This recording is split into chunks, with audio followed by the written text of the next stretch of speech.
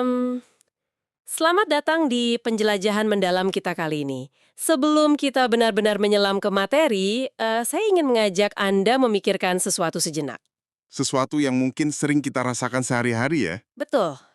Pernahkah Anda merasa sangat frustrasi karena melihat sejarah atau mari kita tarik ke sesuatu yang lebih personal, karier Anda, atau proses belajar, atau kehidupan pribadi Anda.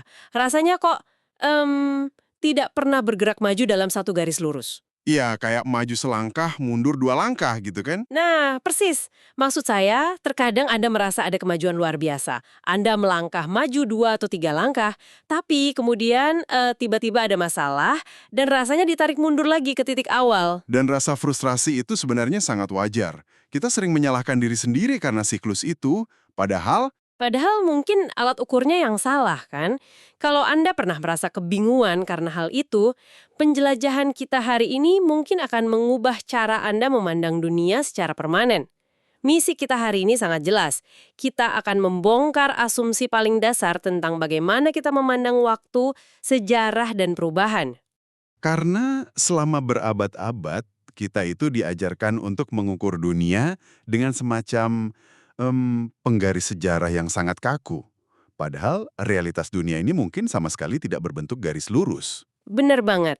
Nah, alat ukur baru yang akan kita bedah hari ini berasal dari sebuah buku yang sungguh membuka mata. Judulnya Dialektika, Filsafat Gelombang Membaca Realitas, karya Puetra Adisurjo. Buku yang pendekatannya sangat tidak biasa. Sangat tidak biasa. Yang membuat sumber materi kita kali ini unik adalah bagian pengantarnya saja sudah menarik. Coba bayangkan, buku ini diberi pengantar oleh tokoh-tokoh yang latar belakangnya rasanya seperti berada di kutub yang beda-beda. Ada politisi, Iya, ada politisi seperti Budiman Sujatmiko dan Fahri Hamzah. Lalu tiba-tiba ada pengantar dari seorang pakar fisika akustik, Iwan Yahya. Maksud saya, kapan lagi kita melihat politisi dan fisikawan duduk di satu perahu intelektual yang sama? kehadiran tokoh-tokoh dari spektrum yang luas itu justru cerminan langsung dari apa yang coba dilakukan penulisnya. Em, Buku ini tidak sedang membahas politik secara sempit atau fisika secara terisolasi. Penulis menawarkan sebuah lensa baru yang bisa mensintesis fluktuasi sosial, ekonomi, dan sains ke dalam satu cara pandang utuh. Dan cara pandang baru ini punya premis yang sangat mendasar. Penulisnya pada dasarnya bilang gini, berhentilah memandang sejarah, peradaban, dan bahkan hidup Anda sendiri dari sudut pandang daratan atau land base. Sudut pandang daratan yang kaku dan penuh batas teritorial itu. Betul, yang selalu berasumsi bahwa segala sesuatu harus bergerak dari titik A ke titik B dalam satu garis lurus. Sebagai gantinya, mulailah gunakan kacamata lautan atau imajinasi oceanic. Di lautan, realitas bukanlah garis lurus. Melainkan gelombang yang dinamis dengan ritme pasang dan surut. Oke, mari kita urai hal ini. Kita mulai dari akar masalahnya. Sebuah konsep filsafat yang mungkin tanpa sadar sudah mendarah daging di otak kita. Dialektika. Yang sangat menarik di sini adalah bagaimana cara berpikir dialektika ini pada dasarnya memonopoli cara dunia modern mendefinisikan kemajuan. Terutama di dunia barat ya? Iya. Secara historis, akar dialektika daratan ini ditarik dari filsuf besar seperti Hegel, yang kemudian diadaptasi oleh Karl Marx. Sederhananya gini, Hegel mengajarkan bahwa realitas bergerak melalui sebuah proses kontradiksi. Ada tesis, keadaan awal, yang memunculkan lawannya, yaitu antitesis. Tesis dan antitesis. Betul. Pertarungan keduanya pada akhirnya melahirkan sintesis, bentuk baru yang lebih tinggi, yang terus bergerak maju menuju roh absolut. Marx kemudian mengambil pola ini dan menerapkannya pada ekonomi politik lewat materialisme historis. Tunggu sebentar, biar saya coba cerna ini. Kalau pakai bahasa sehari-hari, filsafat dialektika ini pada dasarnya melihat sejarah itu kayak eskalator yang terus naik ke atas, kan? Analogi yang pas. Eskalator sejarah. Bahwa masyarakat itu pasti berevolusi. Dari masyarakat primitif, naik ke perbudakan, naik lagi ke feodalisme, lalu feodalisme dihancurkan oleh kapitalisme, sampai akhirnya mencapai ujung eskalator yaitu sosialisme atau komunisme. Intinya, selalu ada finalitas, ada garis finishnya. Tepat sekali. Sejarah diasumsikan memiliki telos atau tujuan akhir. Asumsinya kuat bahwa sistem lama pasti akan hancur total, digantikan sistem baru secara bersih. Sintesis selalu memakan antitesisnya. Tapi disinilah buku ini membedah mengapa teori garis lurus ala Eropa ini gagal, terutama saat diterapkan di Nusantara. Tapi bukannya masuk akal kalau yang lama diganti yang baru? Di mana letak kegagalannya saat dibawa ke konteks kepulauan kita? Kegagalannya ada pada ilusi bahwa pergantian itu terjadi secara linier dan final. Di Nusantara, feodalisme misalnya, tidak pernah benar-benar mati ketika kapitalisme masuk. Mereka tidak saling memusnahkan untuk menciptakan satu sintesis akhir. Saya mulai paham. Realitasnya justru sebaliknya ya. Sistem lama dan baru ini malah tumpang tindih. Kalau kita lihat sekarang nih, praktek bisnis kapitalis modern di gedung pencakar langit, itu seringkali masih dijalankan dengan kultur feodalistik yang kental banget. Sangat kental, hierarki tradisionalnya masih ada. Iya, hubungan atasan-bawahan atau sistem patron-klien ala kerajaan zaman dulu itu masih beroperasi penuh di balik layar. Jadi, sintesis final di mana satu sistem menghapus yang lain secara bersih itu cuma mitos. Betul, itu mitos. Dan observasi ini membawa penulis pada kritik yang sangat tajam terhadap apa yang sering disalahartikan masyarakat sebagai Darwinisme sosial. Yang kuat yang menang gitu ya. Iya, ada ilusi bahwa sesuatu yang usang dan lemah pasti punah secara alamiah, diganti yang baru. Padahal, lihat saja kapitalisme. Dia tidak pernah mati saat dilanda krisis hebat yang seharusnya menjadi antitesisnya. Dia tidak hancur dan digantikan secara global. Alih-alih hancur, ia bermutasi. Saat krisis, adaptasi menjadi kapitalisme Keynesian, lalu neoliberalisme, dan sekarang kapitalisme platform atau digital. Ia bergelombang, bukan berjalan lurus menuju kematian. Fakta ini sebenarnya sangat membebaskan, terutama untuk Anda yang sedang mendengarkan. Kesadaran ini mematahkan rasa insecure kolektif kita. Kita tidak perlu lagi merasa negara kita tertinggal atau anomali, hanya karena rute sejarah kita tidak sama persis dengan textbook sejarah Eropa. Kerangka teori daratan Eropanya saja yang memang tidak dirancang untuk membaca realitas kepulauan kita yang berlapis-lapis ini. Disinilah ini menjadi sangat menarik. Penulis mengajak kita melakukan pergeseran paradigma. Meninggalkan imajinasi daratan yang terobsesi pada batas teritorial dan kepastian, menuju imajinasi oseanik. Imajinasi lautan. Kita perlu melihat rekam jejak istilahnya. Buku ini menggali kata tidalektics atau tidalektika, dari kata tide yang berarti pasang surut. Pertama kali dicetuskan oleh penyair Karibia Edward Kamau Brathwaite. Dari Karibia, wilayah kepulauan juga. Benar. Lalu diperdalam oleh pemikir Oseania Epeli Hauofa, dia mengubah cara kita melihat peta. Selama ini kita melihat Pasifik sebagai titik-titik daratan kecil yang terisolasi oleh air. Hauofa membaliknya. Lautan bukanlah pemisah, lautan adalah penghubung. Dia menyebutnya Sea of Islands ya? Lautan pulau-pulau. Tepat. Hamparan air itulah yang merajut mereka lewat pelayaran dan pertukaran budaya sejak zaman leluhur. Cara pandang lautan ini yang diturunkan penulis menjadi 3 hukum gelombang tidalektika. Ini inti dari filsafat gelombang yang menolak garis finish tadi. Sejarah itu bernapas dalam ritme.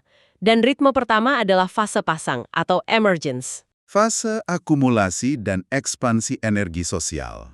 Nah, di buku ini penulis mengambil contoh sejarah kita sendiri, euforia reformasi 1998. Pada momen itu, energi kolektif rakyat dan ide kebebasan mencapai puncaknya. Ada euforia bahwa gelombang ini akan menyapu bersih masa lalu. Namun, layaknya hukum alam di lautan, tidak ada pasang yang bertahan selamanya. Setelah air naik, pasti ada fase surut atau recession. Energi sosial menurun dan mengalami konsolidasi. Dan fase surut ini sering dianggap sebagai kegagalan gerakan kan? Seolah-olah karena melambat berarti gagal total. Padahal sama sekali tidak. Surut hanyalah masa dekompresi, masa jeda. Awal tahun 2000-an, pasca reformasi, sering diwarnai kelelahan massal dan stagnasi. Energi masyarakat butuh waktu menata ulang dirinya kembali ke dasar. Lalu, setelah pasang dan surut, datang ritme ketiga yang paling mind-blowing, arus balik atau return dan backflow. Ini bukan berarti sejarah berulang seperti kaset rusak, tapi reaktivasi energi lama dalam wujud baru. seperti elemen-elemen masa lalu yang kembali muncul. Betul, penulis mencontohkan bagaimana setelah reformasi dan masa surutnya, elemen oligarki masa lalu yang dikira musnah tersapu ombak ternyata tidak mati. Mereka cuma sembunyi di bawah permukaan air saat surut. Dan saat fasenya tepat, mereka kembali. Iya, mereka kembali dalam arus balik, beradaptasi menunggangi sistem demokrasi elektoral baru. Kontradiksi lama tidak lenyap, ia memujud dalam bentuk baru. Jika kita hubungkan ini dengan gambaran yang lebih besar, penulis melakukan manuver intelektual yang berani. Ia tidak membiarkan konsep lautan ini sekedar metafora sastra. Dia memasukkan fisika ke dalamnya, kan? Ya, meminjam hukum fisika gelombang secara harfiah. Superposisi, interferensi, resonansi. Ideologi dan tren ekonomi berinteraksi seperti gelombang fisika. Dan dia menarik dua konsep fundamental fisika ke ranah sosial, inersia dan viskositas. Oke, sebentar. Dari sosiologi dan filsafat kita masuk ke fisika murni. Inersia dan viskositas. Coba kita urai pelan-pelan. Inersia itu kan kecenderungan benda mempertahankan geraknya. Kalau bergerak ingin terus melaju. Bagaimana ini ditarik ke sosiologi? Secara sosial, inersia adalah kebebasan individu atau dorongan identitas murni. Hasrat Anda untuk bebas berekspresi tanpa hambatan, energi yang ingin terus melaju. Di kutub berlawanan, ada viskositas. Kekentalan ya? Betul. Dalam fluida, viskositas menghambat aliran. Seperti air murni dibanding madu, madu punya viskositas lebih tinggi. Wujud sosial dari viskositas adalah identitas kolektif, kohesi sosial, aturan, moralitas, atau tekanan norma masyarakat. Jadi viskositas itu gaya yang mengerem laju inersia individu tadi. Menarik, kalau inersia terlalu kuat, anarki total. Kalau viskositas terlalu kental, masyarakat jadi stagnan dan kaku. Gelombang kehidupan kita dibentuk oleh tarik-menarik dua gaya ini. Coba kita aplikasikan ke realitas yang sangat dekat dengan kita, media sosial. Waktu era awal internet, kita mengalami fase pasang kebebasan berekspresi. Itu inersia murni. Akun anonim, bebas kritik, seolah tanpa gesekan. Semua melaju dengan cepat. Tapi beberapa tahun belakangan, muncul fase surut. Viskositas sosialnya menebal. Aturan moralitas digital ketat, algoritma membatasi, sampai ada cancel culture. Individu tertahan oleh kekentalan tekanan massa maya yang menghakimi. Analisis Anda tepat sekali. Dan sesuai hukum arus balik, masyarakat mencari titik keseimbangan baru. Respons atau arus balik dari fenomena digital itu adalah tren slow living, digital detox, atau digital minimalism. Momen di mana individu menarik diri dari dunia maya yang viskositasnya terlalu toksik ya. Ya, menyelamatkan inersia mereka. Ini bukti nyata, dinamika di layar smartphone kita pun mengikuti fisika gelombang. Luar biasa, jadi kita tidak sedang berjalan lurus menuju utopia teknologi. Kita cuma berayun dalam ritme pasang surut antara kebebasan dan tekanan sosial. Tapi, bagaimana kita tahu gelombang apa yang sedang terjadi sekarang? Inilah mengapa buku ini lebih dari sekedar eksplorasi filosofis. Penulis merumuskan indeks resonansi komposit, atau IRK.